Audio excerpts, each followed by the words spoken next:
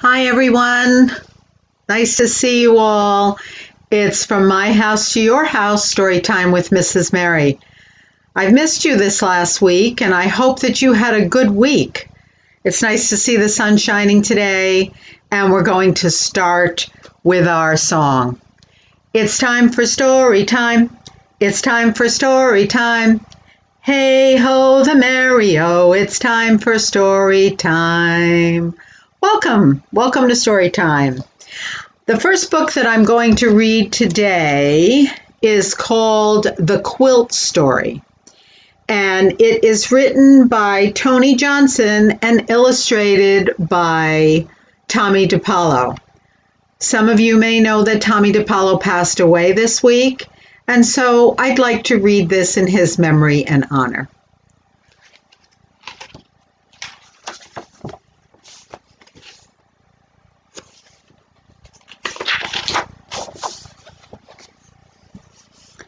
A little girl's mother made the quilt to keep her warm, and when the snow came down long ago, she stitched the quilt by a yellow flame when there wasn't electricity. Humming all the time, she stitched the tails of falling stars, and she stitched the name Abigail.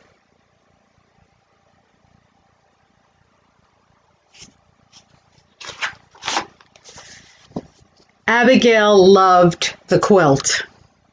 She wrapped it around her in the quiet dark and watched the winter skies. She sometimes saw a falling star. See if I can move that out of the way. Sometimes Abigail played in the woods near her home. She had tea, her dolls had tea, and the quilt had tea all over it.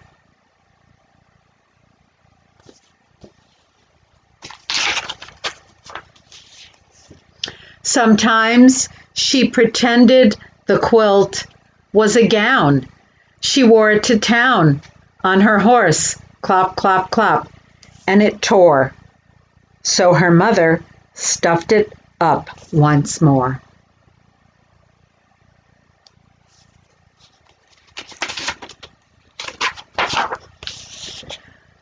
Sometimes she played hide and seek with her sisters. She laughed and cried, "Don't peek," and she hid under the quilt, and everyone found her. Sometimes Abigail was sick. She sneezed and sneezed, and then she slept under her quilt, and she felt better.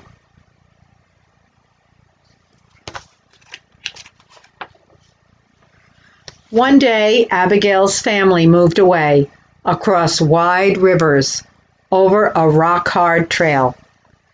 The quilt went too, not stuffed in trunks with blankets and clothes. It kept the little girls warm from the wild winds, warm from the rain, warm from the sparkling nights.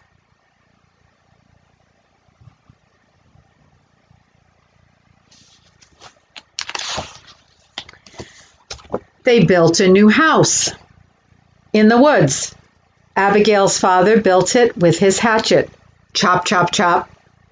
He built her a new bed. Chip, chip, chip. He made her a new horse, too.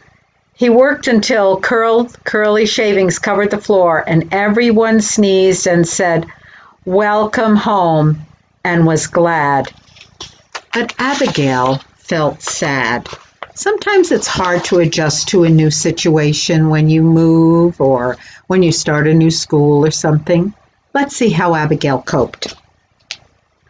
One day, when the quilt was very old and very loved, Abigail folded it carefully and put it in the attic. Everyone forgot it was there. A gray mouse came and loved the quilt. Her babies were born on top of it. They grew fat and gray in the warm stuffing, and when they got hungry, they ate a falling star. Oh no, the falling star was actually part of the quilt.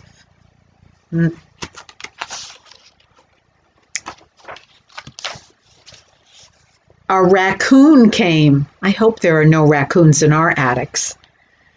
and loved the quilt. She dug a hole in a corner with her black paws and hid an apple there.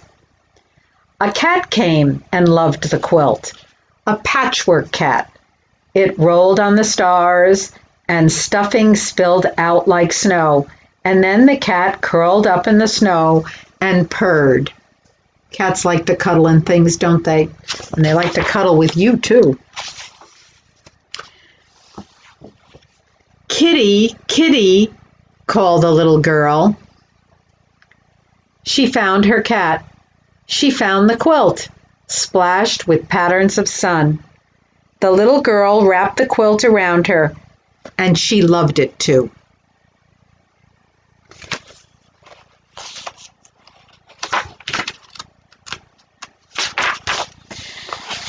Can you make it new? She asked her mother. So her mother patched the holes, she pushed the stuffing in, she stitched long tails on the stars to swish across the quilt again.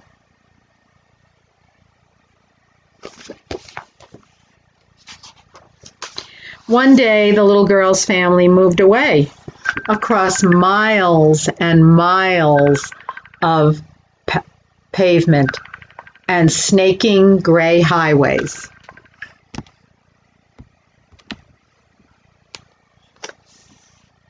They found a new house, freshly cleaned, freshly waxed, freshly painted, white. They unpacked and unpacked all night, and everyone sneezed on cardboard dust and said, "Welcome home," and was glad. But the little girl felt sad. Everything smelled of white paint and boxes, everything but the quilt.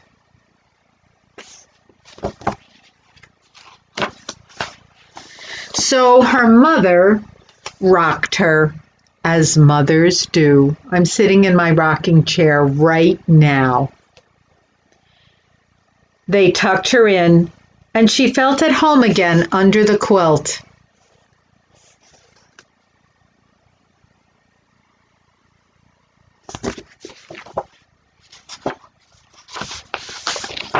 And here's a picture of the quilt with the shooting stars and her name, Abigail. I hope you liked that story.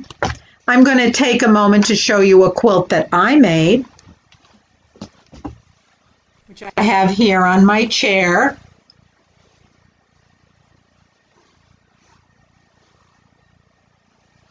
It has flowers and stars.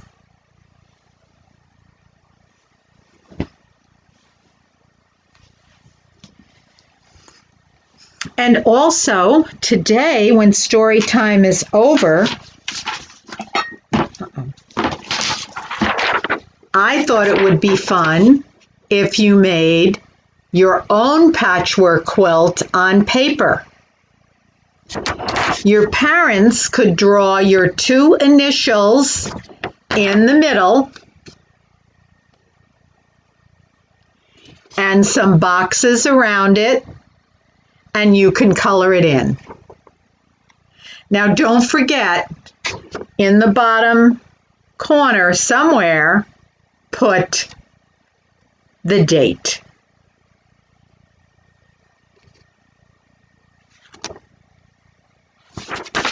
I hope you have fun doing that craft later. The next story I'm going to read to you is not about a quilt, but a blanket. Do you have a favorite blanket? You probably do. One that you just like to cuddle with and one that makes you feel better. The name of the book is Owen, and it's by Kevin Henkes.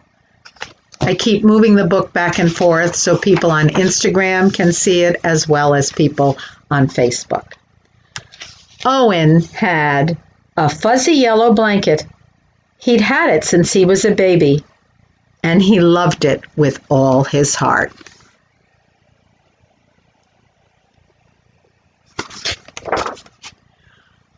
Fuzzy goes where I go, said Owen. And Fuzzy did. Upstairs, downstairs, inside, outside, everywhere Owen went. Fuzzy likes what I like, said Owen. Orange juice, grape juice, chocolate milk, ice cream, peanut butter, applesauce cake, lots of yummy things. Isn't he getting a little old to carry his blanket? Asked Mrs. Tweezers. Haven't you heard of the blanket fairy? Have you heard of the blanket fairy? I never did.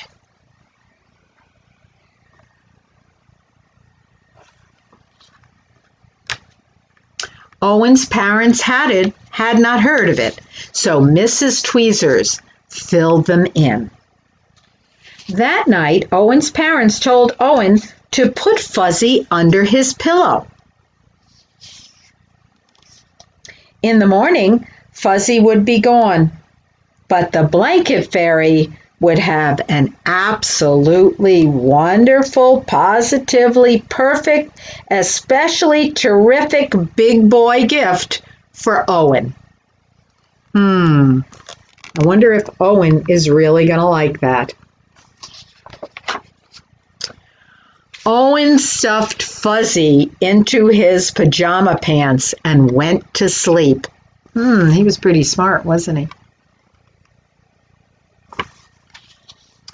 No blanket fairy, said Owen in the morning. No kidding, said Owen's mother and father.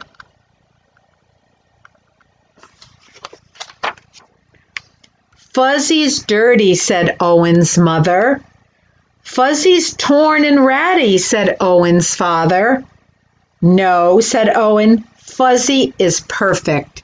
And Fuzzy was.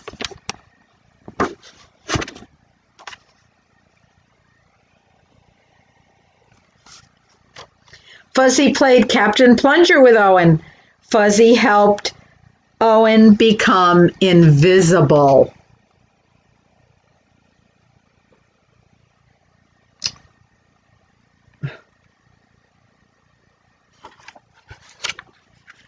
When Owen wasn't looking, Father dipped Owen's favorite corner of Fuzzy into a jar of vinegar. Have you guys ever smelled vinegar? Oh my goodness, it is really stinky. Owen sniffed it and smelled it and sniffed it again. He picked a new favorite corner of the blanket. And then he rubbed the smelly corner all around the sandbox, buried in the garden, and dug it up again. It was good as new. Fuzzy wasn't very fuzzy anymore, but he didn't mind. He carried it and wore it and dragged it. He sucked it and hugged it and twisted it. One thing we know from this is he loves his blanket. Don't worry, said Owen's mother. It'll be all right, said Owen's father. And then suddenly Owen's mother said, I have an idea. First, she snipped, and then she sewed, and then she snipped and sewed some more. Snip, snip, snip. Sew, sew, sew. Dry your eyes. Wipe your nose. Hooray, hooray. Okay, don't try this with your blanket. That was the mom's job. Now Owen carries out one of his not-so-fuzzy handkerchiefs with him everywhere he goes. Moms have good ideas, don't they?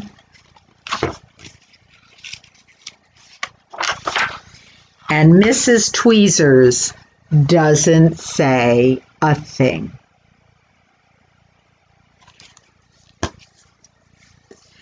So when you get done with this story time, go get your blanket. Maybe you're sitting with it right now.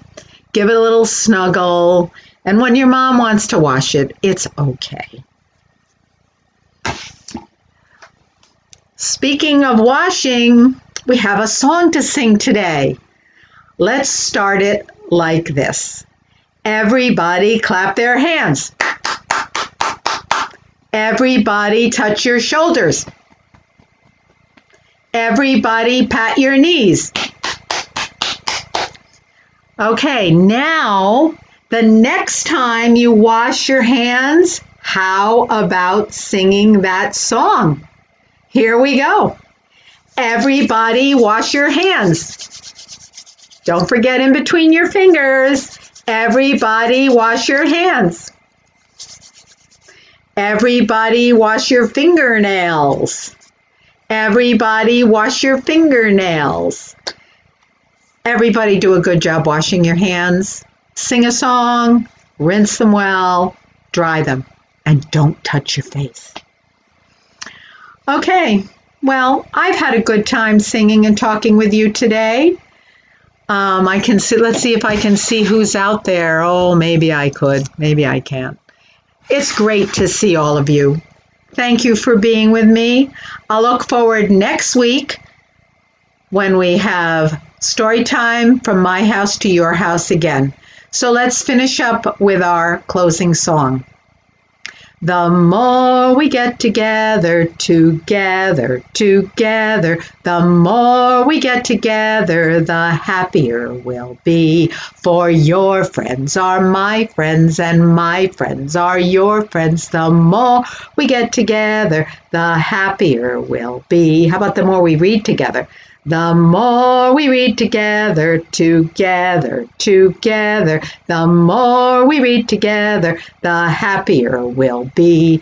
For your friends are our friends, and my friends are your friends. The more we read together, the happier we'll be.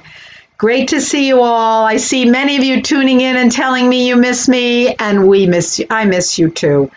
Hopefully we'll see you again at the library, but if not, we'll see you next week at 1:30, story time from my house to your house. Bye, everybody.